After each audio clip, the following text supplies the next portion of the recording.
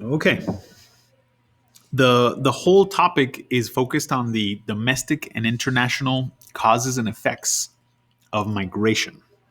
In other words, I'm going to be talking about why more people moved to the United States from the 1990s to the 2000s, and also what happened as a consequence of their moving here. But also, I'm going to talk about internal migration because that's equally as important as international migration. Okay.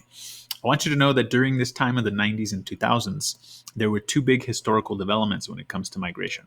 Number one here is that after the year 1980, after that key year right there with the election of Ronald Reagan, the political, economic, and cultural influence of the American South and the American West continued to increase as the population shifted to those areas. What that means is that as more people moved from the northeastern part of the country to the south and to the western states, the influence of those areas grew in our country's culture. I'll tell you about that in a moment, but that's the first development. As more people moved down here, these areas became more culturally important. Okay. And then the second historical development that you need to know for today is that as more people moved from other countries, as international migration came increased more, there was new effects on the culture of the United States. These people brought with them their cultural traits. Okay, so you have to understand that as more people came from Asia and Latin America, more and more of their cultural traits blended in with the culture of the United States. So this caused a dramatic shift in the way that we saw ourselves as Americans. Our American identity changed after these people came to the United States. Okay, so let's get into it. Let's find out what actually happened. During the 80s and early 90s, the northeastern part of America, which was once our industrial center, this area here, started to deindustrialize. Deindustrialization means that more and more of those factories and those industries that were up there in the north started closing down. And it was mainly because work from those areas was no longer necessary. The United States was moving from an industrial economy to a post industrial economy. So that means that the average person who was working in a factory, for example, up here in Pennsylvania, decided to pack up and leave Pennsylvania because the factories were leaving to Latin America, or the factories were leaving to China, or the factories were leaving to Asia. And so they decided to migrate south and southwest. As you can tell, these big arrows here point to the states that received the majority of the immigrants from this part of the country. So what this is an example of is not international, I'm sorry, internal migration. Okay, I'm going to make this bold so you can see this. Internal migration. It means that people are moving within the boundaries of the United States to other sections of the United States. Okay. Now, this caused a great cultural shift in America because now these areas up north had less people than these areas in the south and in the west. This is what we call the Sun Belt, homies. I hope you understand that this kind of region here where people moved is a lot more sunny and warm than that area in the Northeast where they once lived. So this actual migration is what we call the Sun Belt migration. That's why today cities like Phoenix, Arizona have such a high population of Americans. It's because during this time in the late 80s, early 90s, people started moving to those states and to those specific cities like Phoenix, San Antonio, even Atlanta in Georgia. Those cities got a real big increase in their population.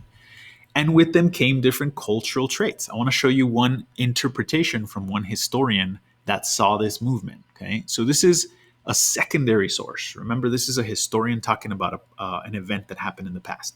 So this is Sean Cunningham. He's a historian, and he wrote this in 2014. He said, the Sunbelt boom of the late 70s paralleled or was similar to the popularization of country music and auto racing. Auto racing, he means like NASCAR, right? NASCAR. I'm going to write that here so you don't forget. The expansion and relocation of professional sports franchises into the region, and even the country's mythical love affair with the National Football League's or NFL's Dallas Cowboys, dubbed America's team in 1976. In sum, or in conclusion, the Sun Belt became fashionable in the 1970s. In other words, it was the place that was attracting most people, right? It was the place to be. So more and more people started thinking of the South as the main area where things are happening. I mean, if you want to go to a good football game, for example, you go to Dallas Cowboys Stadium in Dallas, Texas there. And if you want to really get into NASCAR, you have to go down to the South. You have to live in places like, I don't know, like Tallahassee, Florida, where they have the the races for the NASCAR, right? So you want to think of the South as a more culturally important area after the 1970s. And it doesn't happen before people move there, it happens after people move there. In other words, this is an effect of that internal migration I was telling you about. Okay. So make sure that you understand that. That is going to be in one of the questions on the Khan Academy quiz. Now, it wasn't just internal migration that was happening, there was also more international migration at the time. Okay. This graph here shows you the immigration to the US from other countries by region from 1960 to 1999. On the y-axis here on the left, you have the number of immigrants going from 0 to 5 million. And then on the x-axis down here, you have time. You have the decade of the 60s all the way to 1999 or the year 2000. And then you have 4 different data sets here. You have Europe in blue, you have Asia in orange, Latin America in yellow, and Africa in green.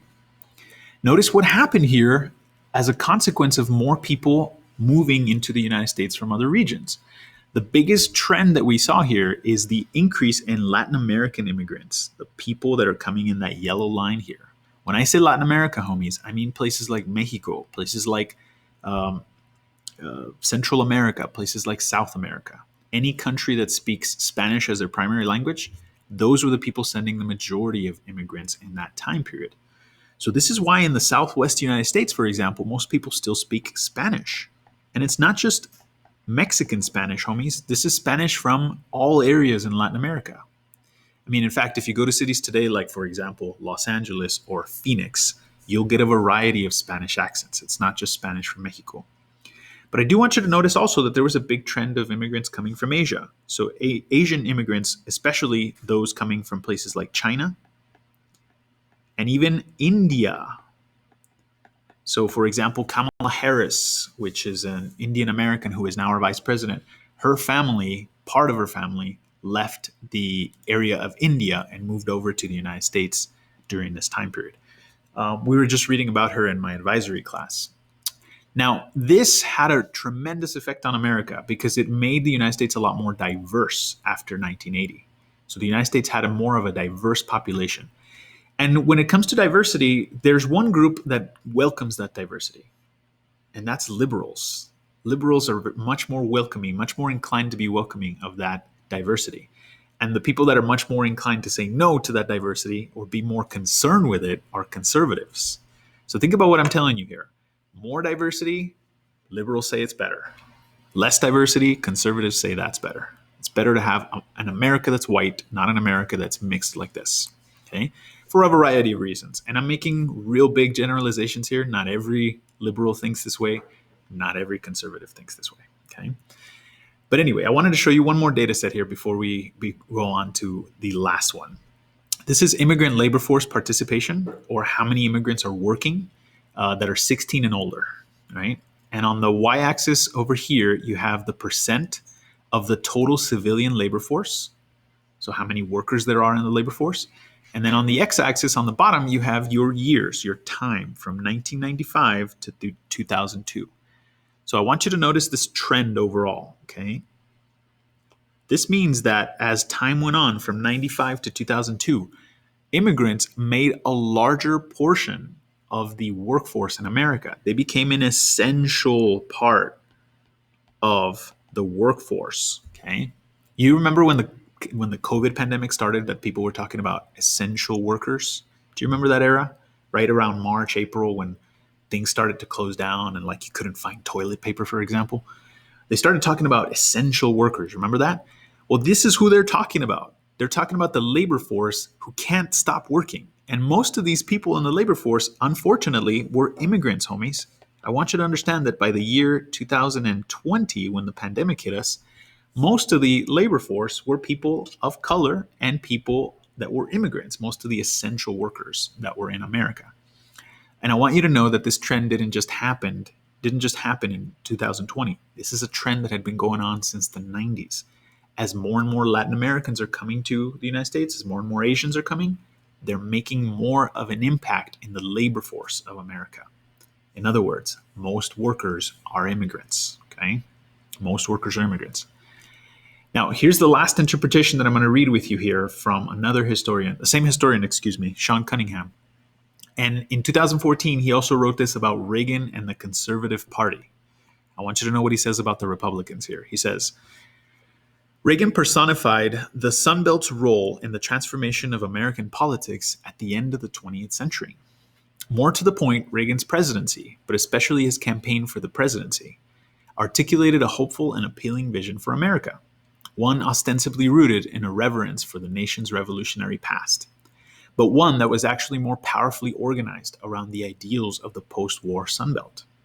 During the 1980s, with Reagan as their popular figurehead, Sun Belt conservatives finally seized control of the National Republican Party.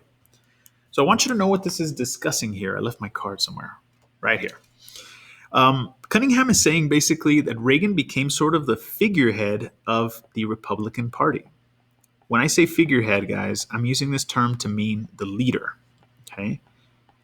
And he personified or made clear the ideals that a lot of Republicans valued at that time. In fact, as more and more conservatives moved into the Sun Belt, a lot of them started to adopt really, really conservative values. Okay? Conservative values. What I mean by that is ideas, for example, like fundamentalism. Fundamentalism. Fundamentalism is a type of religious ideology that values the foundations of that religion. For example, fundamentalists believe really strongly in strong Bible and Christian values, right? In other words, the conservatives became a lot more conservative, is what Cunningham is telling you here, after the 1980s with Reagan. And it's true. If you think about it logically, after Reagan, Bush Sr., Bush Jr., and Trump are the three presidents that we've had from the Conservative Party. And studies show that they are more conservative than conservatives before Ronald Reagan. In other words, they valued things, for example, like restricting immigration, right? Or having less immigrants come into the country, right? They were mostly, all of them were mostly against abortion, right? They were against abortion. And mostly all of them were against different ideologies and identities, different sexual preferences, for example, people that are in the LGBTQ community. They're more about a strong Christian foundation. And it's not to say that all of them are. I don't want you to think that all conservatives and Republicans are the same, because they're not one monolith. There's many different kinds of conservatives. But in general, if I had to make a generalization, I would say that most of them believed in these things. And more than anything, guys, you saw a big revival of Second Amendment activism, right? In other words, more and more of them were more inclined to say they favored having a gun, and they were against gun laws. They were against gun restrictions, right? So this is the kind of Republican that Cunningham is telling you came out of that era of the 1990s and 2000s. So as you can tell, as more people are coming to the U.S., more and more conservatives are reacting in this way to them coming to the U.S. Think about that whole idea that President Trump was always claiming that we should make America great again. Well, that's not his idea. This is Reagan's idea. This is a kind of mythic ideology that comes from the Reagan era. Reagan was a big fan of this idea of the nation's revolutionary past. It's not Trump's idea. I don't want you to think that Trump coined this phrase. This is actually a Reagan idea, even though he didn't call it Make America Great Again. He called it It's Morning in America. And it's rooted in this whole idea that America was once great. It has a revolutionary past, right? And it's exceptional. America is exceptional from all other countries. We're the most unique. We're the most successful. We're the most forward, right? Anyway, those are the ideals that these conservatives had. So in summary here, I want you to remember the big ideas that I told you about here. This is the key central ideas here. There were causes to all this domestic and international migration, and there were effects that came from it.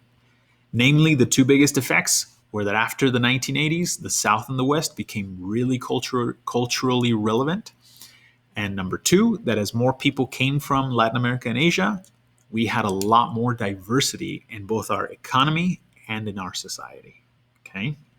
All right. What do you think about this? What are your questions? What are your thoughts about this? What does this